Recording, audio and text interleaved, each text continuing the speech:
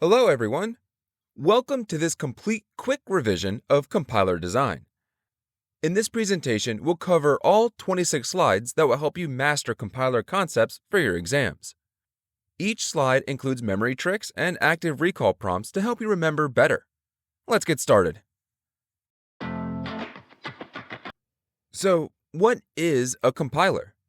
A compiler is a program that translates source code written in a high-level language into machine code. Think of it as a translator between you and the computer. The input is high-level language like C, Java, or Python. The output is machine code or an executable file. The important thing to remember is that translation happens before execution. The compiler reads your entire program, translates it completely, and then creates a standalone executable file. Here's your memory trick. Compiler equals complete translation. First, it translates the whole program before running anything. Can you name 3 compiled languages? Think about C, C++, and Rust. Now, let's understand the key differences between compilers and interpreters. A compiler translates the entire program at once. This gives you fast execution but makes debugging harder. An interpreter works line by line. This makes execution slower but debugging much easier. For compilers, think of C, C++, and Rust. For interpreters, think of Python, JavaScript, and Ruby. Here's a great memory trick. Compiler equals cooking a full meal. You prepare everything first, then eat fast. Interpreter equals ordering food line by line. It's slow, but you see each dish as it comes. Which is better for production? Generally compilers because of their faster execution speed. Now, for the heart of compiler design, there's 6 phases. Phase 1 is lexical analysis, which produces tokens. Phase 2 is syntax analysis, which builds the parse tree. Phase 3 is semantic analysis, which performs type checking. Phase 4 is intermediate code generation, which creates TAC. Phase 5 is code optimization, which improves efficiency. Phase 6 is code generation, which produces machine code. There are also 2 supporting components, the symbol table and error handler. Here is your master mnemonic. Lazy students seek ice cream on cold days. LSSIOC represents all 6 phases in order. Say it 3 times right now, and you'll never forget it again. Compilers are divided into 2 main parts. The analysis phase, also called front end, is language dependent. It includes lexical, syntax, and semantic analysis. This part breaks down and validates your source code. The synthesis phase, also called the back end, is machine dependent. It includes intermediate code generation, optimization, and code generation. This part builds the target executable. Here's your memory trick. Analysis is about the language. Synthesis is specific to the machine. Both start with the same letters. This separation is brilliant because you can change languages without changing the back end, or target different machines without changing the front end. Let's explore Phase 1, which is lexical analysis. The function is to convert a character stream into a token stream. Take a look at this example. Int sum equals a plus b semicolon. The lexical analyzer breaks this into tokens. Keyword int, identifier sum, operator equals, identifier a, operator plus, identifier b, and semicolon. The tasks are to remove whitespace and comments, identify lexemes and generate tokens, and report lexical errors like invalid characters. Here's your mnemonic. Lexical equals lexicon, like a dictionary of words or tokens. Active recall question? What's the difference between a token and a lexeme? We'll answer that next. Next up, we're looking at 3 critical terms you have to tell apart: token, lexeme, and pattern. Let's keep it simple. A token is the category or type of thing. like a keyword, an identifier, or an operator. A lexeme is the actual text from your code, the literal word that appears in your file. And a pattern is the rule that describes how tokens are formed. You can think of it like a regular expression or a template the compiler uses to recognize code. Let's take a quick example. Imagine this line of code. If, open parentheses, count greater than or equal to 10, close parenthesis. For the word if, the token is keyword, the lexeme is if, and the pattern is literally the word if. For count, the token is identifier, the lexeme is count, and the pattern is something like a letter followed by more letters or digits. And for greater than or equal to, that's the greater than or equal to symbol. The token is relational operator, the lexeme is the operator itself, and the pattern is greater than or equal to. Here's an easy memory trick. Token equals type, lexeme equals literal word, and pattern equals production rule. These all start with the same letter, so you'll never mix them up again. Phase 2 is syntax analysis, and this step is handled by the parser. Think of the parser as the grammar checker of your code. Its job is to see if the sequence of tokens forms a valid structure according to the language's grammar rules. The input here is the stream of tokens from the lexer. The output is the parse tree, a hierarchical structure showing how everything fits together. The parser does three main things: verifies that your syntax is correct, builds the tree structure of your program, reports syntax errors like missing parentheses or semicolons. There are two main parser types: top-down parsers like LL parsers and bottom-up parsers like LR parsers. Here's an easy mnemonic. Syntax checks structure, just like checking grammar in English. If you understand how to spot grammar mistakes in a sentence, you already understand what a parser does. It's building a tree that represents the grammatical structure of your code. Let's clarify a common confusion. Parse tree versus abstract syntax tree, or AST. A parse tree shows every single grammar rule that was applied. It's big, detailed, and includes even small syntax pieces like parentheses. An AST, on the other hand, is a simplified version. It keeps only the essential nodes and removes the unnecessary grammar details. For example, in the expression A equals B plus C times D, the parse tree shows every step of grammar's derivation. The AST shows only what matters, the assignment and the operators with their operands. Here's your memory trick. Parse tree equals photograph. It shows everything.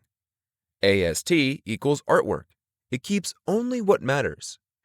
Artists remove unnecessary details. Compilers do the same with ASTs.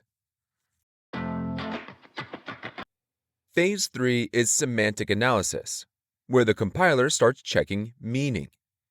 The input is the syntax tree, and the output is an annotated syntax tree that includes type information. There are three main tasks. 1. Type checking, ensuring type compatibility. You can't add an integer to a string. 2. Scope resolution, making sure variables are declared before they're used. 3. Type coercion, handling implicit type conversions where appropriate. Here's an example error. Int x equals hello, semicolon. That's a type mismatch between string and integer. Mnemonic time. Semantic checks sense. Does the program make sense? This is where the compiler gets intelligent, understanding what your code actually means. Syntax and semantic errors often get mixed up, so let's make it crystal clear. A syntax error is a grammar violation. Here's an example. If x equals 5 and parenthesis, we're missing an opening parenthesis. That's caught by the parser. A semantic error is a meaning violation. For example, int x equals test, semicolon, or using a variable that was never declared. That's caught by the semantic analyzer. Here's your memory trick. Syntax equals structure. It's about the form. Semantic equals sense. It's about the meaning. Think of it like English. Me am go store. Has the right words but the wrong structure. Syntax error. I am going to the library but she bought a car. Is grammatically correct but doesn't make logical sense together. Semantic error. The symbol table is the compiler's memory. It's used by every phase. It stores information about identifiers, variables, functions, and their attributes. What does it keep track of? Variable and function names, data types, scope information, memory locations, and function parameters. It supports 4 main operations: insert, lookup, delete, and update. Here's a memory trick. A symbol table equals a phone contact list. Just like your phone stores details about everyone you know, the symbol table stores details about every identifier the compiler knows. Phase 4 is intermediate code generation. The goal is to produce machine-independent code, a middle step between high-level and machine language. The input is the annotated syntax tree. The output is intermediate code, often in the form of 3-address code or TAC, quadruples or triples. Why do this? Because it's easier to optimize and translate later to any machine. Your mnemonic, intermediate equals in-between language. Not source code, not machine code. It's the universal translator that bridges the two. The most common form of intermediate code is 3-address code, or TAC. The format is simple. X equals Y operator Z. That's a maximum of 3 addresses and 1 operator per instruction. Here's your example. A equals B plus C times D. Converted to TAC, it becomes 3 lines. T1 equals C times D. T2 equals B plus T1. A equals T2. See how we used temporary variables T1 and T2? Each instruction handles just one operation, making it easier to optimize and translate to assembly. Your memory trick, TAC equals 3 addresses in code. Destination plus 2 operands. There are 2 alternative formats for intermediate code, quadruples and triples. Quadruples have 4 fields: operator, argument 1, argument 2, and result. An example, A equals B plus C times D. Star, C, D, T1, plus, B, T1, T2. And the third line, equals, T2, minus, A. Triples have only 3 fields: operator, argument 1, argument 2. The position of each line represents the result. It saves space, but it's harder to optimize. Your memory trick, quad equals 4 fields. TRI equals 3 fields. Like quadricep muscles have 4 parts and tricep has 3. Quadruples are more common because they're easier to work with. Phase 5 is code optimization. The goal is to make the code run faster, use less memory, and consume less power, while still doing the same thing. There are 2 types of optimization: machine-independent, works on the intermediate code, and machine-dependent, tuned for the specific target hardware. The golden rule: never change what the program does. Same input must give the same output. Your mnemonic, optimization equals make it faster, but keep it same. Here are 5 major optimization techniques you should know. 1. Constant folding. Evaluate constant at compile time. X equals 2 plus 3 becomes X equals 5. Dead code elimination. Remove unreachable code, like statements after a return. 3. Common subexpression elimination. If you calculate A plus B twice, compute it once and reuse it. 4. Loop optimization. Move unchanging code outside the loop. 5. Strength reduction. Replace expensive operations with cheaper ones, like x times 2, then x plus x. Your mnemonic: constant dead common loop strength. Or, remember, clever dogs can learn skills. Let's see some optimization in action. Before optimization, we have 5 lines. T1 equals 4 times I. T2 equals A in brackets T1. T3 equals 4 times I, duplicate computation. T4 equals B inside brackets T3.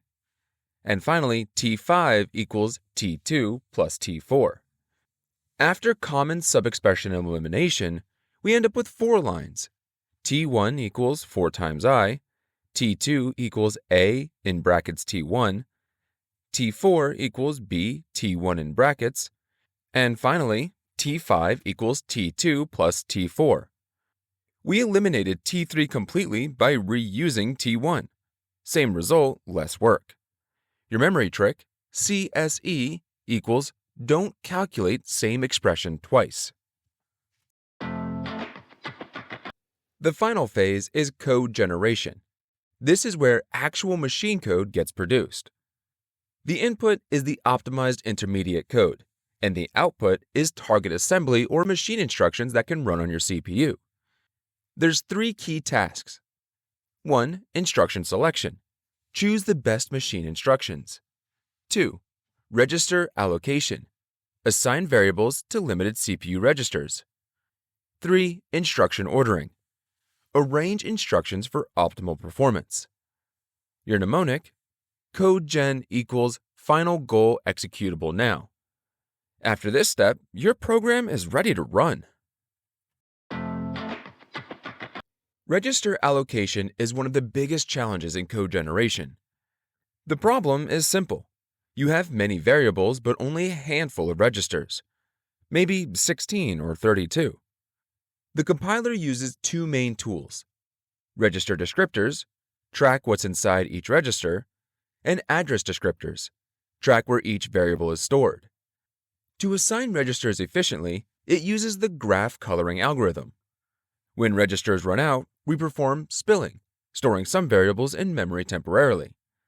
Register allocation equals musical chairs. Limited seats means some variables have to stand in memory. Errors can happen in every phase of compilation, so the compiler needs a strong error handling system. There are 4 main types of errors: lexical errors, invalid characters like a $sign in an identifier; syntax errors, grammar mistakes like missing parentheses; semantic errors, type mismatch or undeclared variables; runtime errors, like division by 0 or overflow. The error handler does 3 things: detects, reports, and recovers so you can see all errors in one run. Level Safety Systems Reduce Crashes, LSSR, for the 4 types. Let's see the entire compilation process in action with the example result equals 5 plus num times 2. Phase 1, lexical, breaks it into tokens. Your identifier, result, =, numbers, operators. Phase 2, syntax, builds a parse tree showing that multiplication happens before addition. Phase 3, semantics, checks the num and result are declared in typed match. Phase 4, intermediate code. The code becomes 3-address code. T1 equals num times 2. T2 equals 5 plus T1. Result equals T2.